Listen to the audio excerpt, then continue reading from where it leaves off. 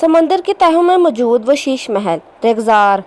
समंदर की लहरों में छिपी वो रेगज़ारों की दुनिया थी। बड़े रकबे पर फैला वो कमरा जिसमें स्याह रंग के अलावा और कोई रंग नहीं था। देखने वाले को लगता कि शायद कमरे में का मकीन स्याह रंग से उल्फत होगी। काफ़ी अजीब बात थी, इस कमरे के मकीन को स्याह रंग से वहशत होती थी, सख्त वहशत। इससे भी अजीब बात यह थी कि वो इस वहशत को रोज़ सहना चाहता था, देखना चाहता था। ये तारीख वहशत इसके अंदर लगी आग को बुझने नहीं देती थी। ये तारीकी, ये स्याही, ये वहशत इसे इस रात की याद दिलाती थी, इस तारीक रात की वहशत याद दिलाती थी। इसकी मौत की चीखें लम्हों में ख़त्म होता इसका बचपन, इसकी मासूमियत, तार तार होती असमतें। एक बेबस माँ की चीख और एक आवाज़, एक नाम, कुंज। वो शीशे की दीवार के पास समंदर का ठहरा पानी देख रहा था। ज़ार, बच्चे, डॉक्टर आ गई है। मासी की आवाज़ पर इसने उंगली को जंबिश दी। कुछ देर में डॉक्टर फिज़ा कमरे में दाखिल हुए। वो कमरा नहीं था, कोई अंधेर नगरी थी। कमरे में दाखिल होते ही उन्होंने झुरझुरी से ली। वो मासी के इसी कमरे में दाखिल होने वाली पहली इंसान थी, ज़ात के कमरे में दाखिल होने वाली। वो इस मशीन में इससे पहले भी कभी कई मेंशन में कई बार आ चुकी थी। इसके आदमी ने जिस तरह इनके घर से उठाते थे, इन्हें अच्छी तरह से मालूम था वो कोई आम लोग नहीं थे। लेकिन वो एक चीज़ से हमेशा मुतमईन रही थी, वो थी इनकी इज्जत। वो अच्छी तरह जानती थी वो लोग जैसे भी हों, किसी मजलूम के साथ ना खुद कुछ बुरा करते हैं ना होने देते हैं। वो इज्जतों के मुहाफिज थे। उन्होंने सामने वसी और इस बेड के बेसुध पड़ी इस अंधेर नगरी की मलका को देखा था।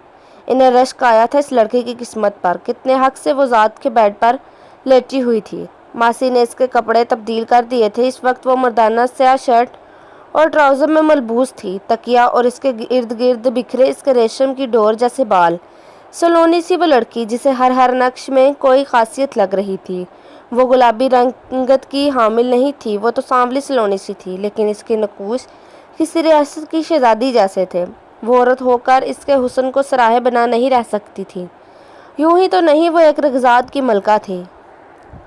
इससे तकलीफ़ नहीं होनी चाहिए। भारी सर्द आवाज़ पर वो अपनी जगह साकित हो गई थी।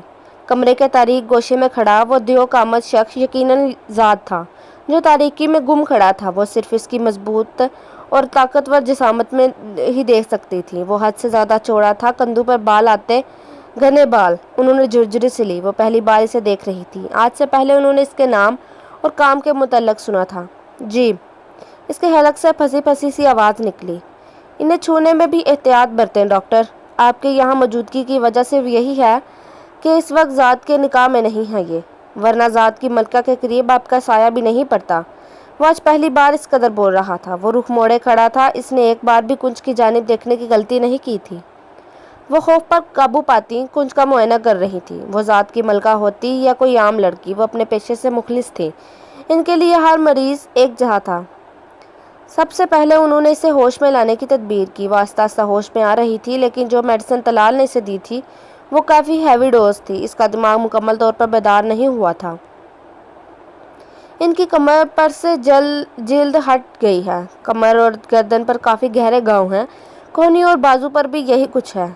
ऐसा अमूमन घसीटे जाने की वजह से होता है। बाजू पर इंजेक्ट करने की वजह से सूजन है।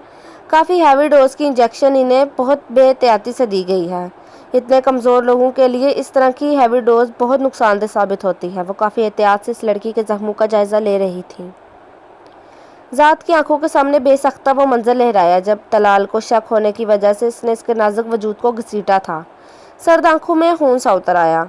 मैं इन जख्मों को ट्रीट करूँगी तो इन्हें तकलीफ़ होगी, वो कुछ खौफज़दा लहजे में बोली। घाव इतने गहरे थे कि सिर्फ इनके छूने पर ही कुंज के चेहरे पर तकलीफ़ दे आसार उभरने लगे थे। वो जानती थी अगर ये लड़की तकलीफ़ से रोई तो कुछ दूरी पर खड़ा वो शख्स इनकी सांसें ख़त्म करने में एक बार भी नहीं सोचेगा।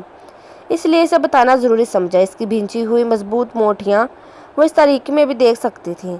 इसने रूह मोड़े बगैर ही हाथ का इशारा किया। वो इसका इशारा समझती इसके बाजू के जख्मों को साफ़ करना शुरू हो गई।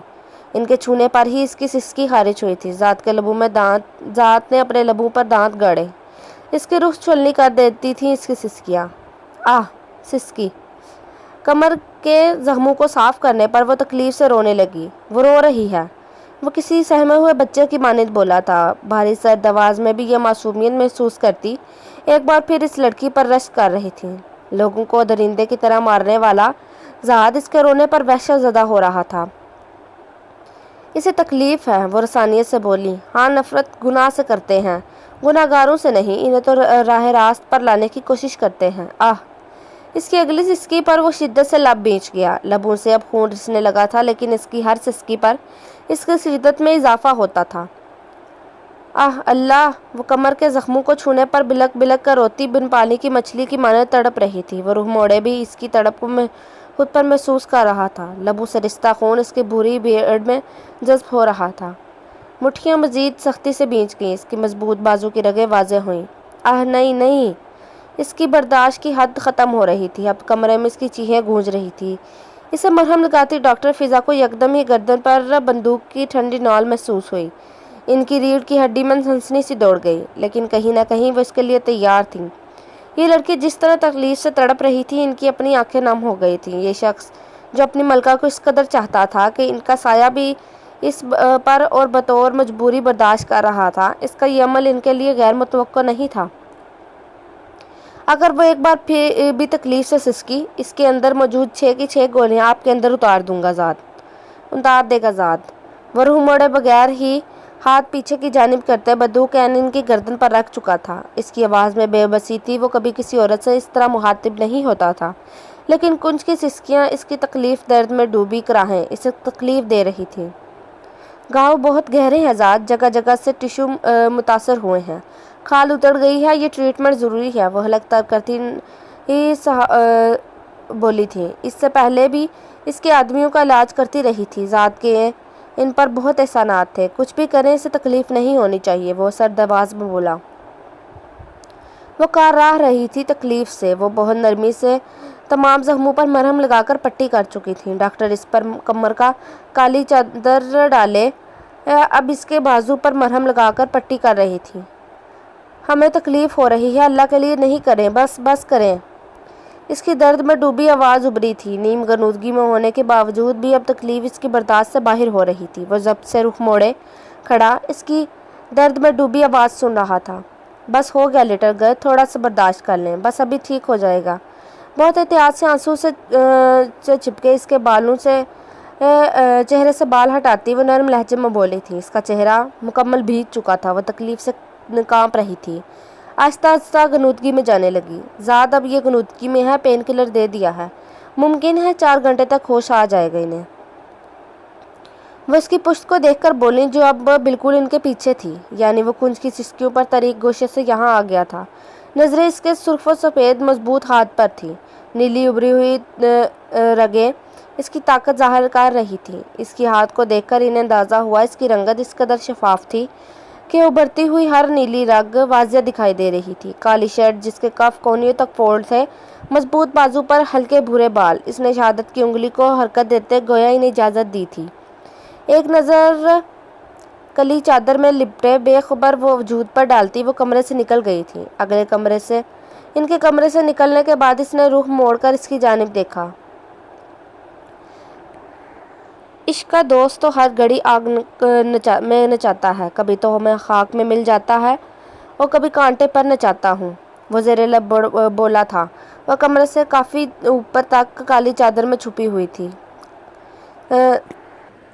سائڈ پر پلو رکھ کر ڈاکٹر نے اس کے ہاتھ پلو پر رکھے ہوئے تھے۔ کمر پر گھاؤ ہونے کی وجہ سے وہ پیٹ کے بال لیٹی ہوئی تھی۔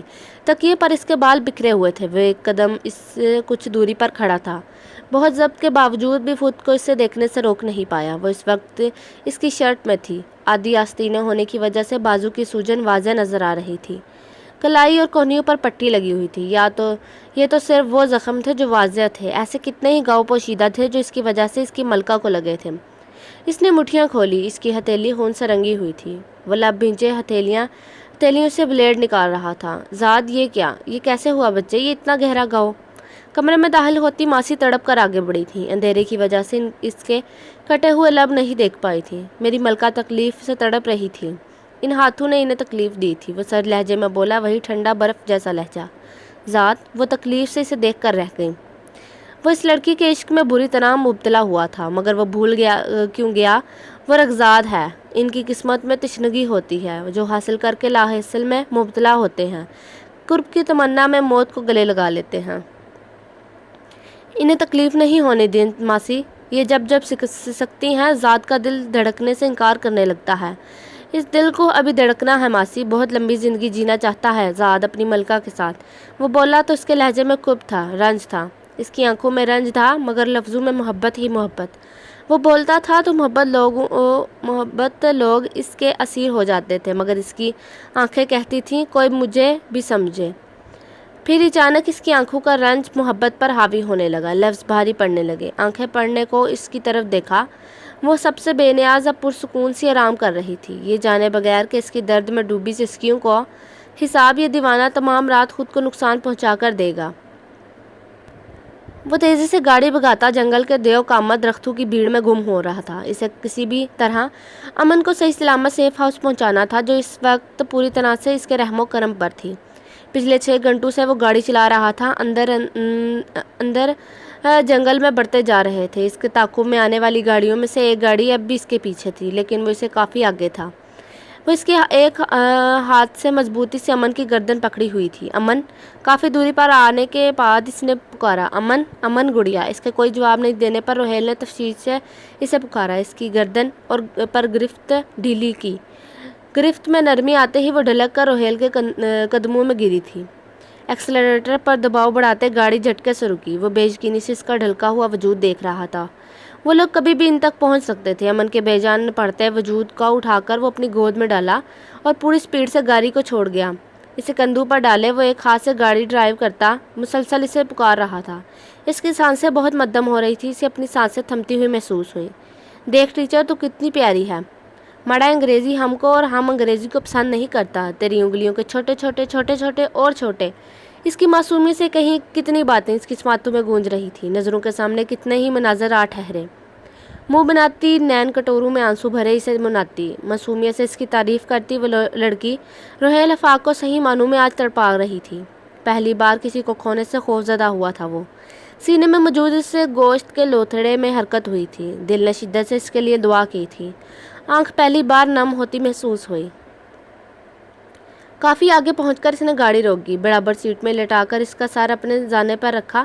وہ مسلسل اسے پکار رہا تھا۔ پچھلی سیٹ سے پانی کی بوتل اٹھا کر اس کے چہرے پر پانی کے چھینٹے ڈالتے وہ اسے پکار رہا تھا، لالا! وہ ذات کو پکارتی آنکھیں کھولنے لگی۔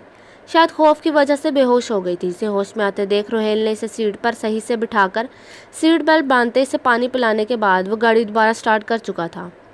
ٹیچر! وہ کافی دیر بعد دھیرے سے بولی۔ جی؟ وہ اسے نظریں چرا رہا تھا۔ کچھ دیر پہلے جو دل نے ادراک کیا تھا وہ اسے خوف تھا کہیں وہ پڑھ نہ لے۔ ٹیچر! اسے متوجہ نہیں پا کر وہ ایک بار پھر پکارنے لگی۔ رات گہری ہو جاتی تو جنگل خطرناک ثابت ہو جاتا۔ ٹیچر، ہم کو بھوک لگتا۔ وہ آنکھوں میں آنسو بھرے بولی۔ روہیل نے بے بسی سے اسے دیکھا۔ جہاں جان کے لالے پڑے تھے اور محترمہ کو بھوک لگی تھی۔ امنزاد، رات گہری ہونے سے پہلے ہمیں یہاں سے نکلنا ہے۔ رات ہو گئی تو جنگلی جانور ہمیں چیر پھاڑ کر ہماری بوٹیوں سے باربیکیو کریں گے، وہ سنجیدگی سے بولا تھا۔ کیوں؟ جانور ہمارا ٹکا بوٹی کیوں کا تھا؟ ہم بالکل مزے کا نہیں، ہمارا تو کڑوا کڑوا ہے مڑا، اس کو ہم گوشت لا دے گا، ہم کو ٹکا بوٹی دے دو نا، ہم کو بھوک لگتا۔ وہ چادر ماتھے سے آگے سرکاتی منہ بلا کر بولی۔ روہیل نے کچھ دیر پہلے کی دل کی حالت پر 4 حرف بیچ کر اس کی جانب دیکھا۔ گلابی و سرخ کشمیری سیب جیسی وہ لڑکی اس کا ضبط آخری حدوں تک آزما رہی تھی۔ امنزاد خاموشی سے بیٹھے، وہ سنجیدگی سے کہتا اس کی جانب دیکھنے سے گریز کر رہا تھا۔ درد سے پھنکتے وجود کو گھسیٹتی وہ اس کمرے کے منسلک باتھ روم تک آئی تھی۔ ہفتے سے زیادہ گزر گیا تھا اس سے یہاں آئے ہوئے۔ اس عرصے میں کوئی اس کے قریب نہیں آیا تھا۔ وہ سیاہ فام دن میں 2 بار اسے انجیکشن دیتا، اس کا دماغ سن ہو جاتا تھا، ہاتھ پیر ساتھ چھوڑ دیتے۔ وہ ہمیشہ کسی ٹریننگ کا ذکر کرتا تھا۔ جیسے تیسے وضو کر کے وہ اپنے کمرے تک آئی۔ اس کے وجود پر کپڑے نہ ہونے کے برابر تھے۔ اس وجود کو اللہ کے بارگاہ میں حاضر کرتے دل کانپ رہا تھا۔ آنسو تو جیسے خشک ہو گئے تھے۔ اللہ سائیں، دل کی بھٹی میں جلتے دل کو اور روح کو نچوڑتی وحشت کو مری نگرگوں سے نکال پھینک۔ اللہ سائیں، اللہ سائیں، اللہ سائیں۔ وہ سسک رہی تھی، آنسو نہیں تھے، درد تھا، تکلیف تھی، التجا تھی۔ میرا دل اپنی جانب سے بدگمان نہیں ہونے دینا اللہ سائیں۔ عزت چلی گئی، ایمان سلامت رکھ اللہ، ایمان سلامت رکھ اللہ۔ اس حالت میں اللہ کے آگے روتی وہ گڑگڑاتی سسک رہی تھی۔ وہ اللہ ہے، وہ رحمان ہے، وہ حلیہ نہیں دیکھتا، وہ ظاہری سراپا نہیں دیکھتا، وہ باطن سے واقف ظاہر نہیں دیکھتا۔ پوشیدہ حقیقتیں جاننے والا رحم، وہ تو کسی پر اس کی برداشت سے زیادہ آزمائش نہیں ڈالتا۔ رات کے اس پہر سے سکتی وہ لڑکی اللہ پر یقین کی مثال تھی۔ زخم ہوتے وجود کے باوجود بھی اس کا اللہ پر یقین کمزور نہیں ہوا تھا، بلکہ مضبوط تھا۔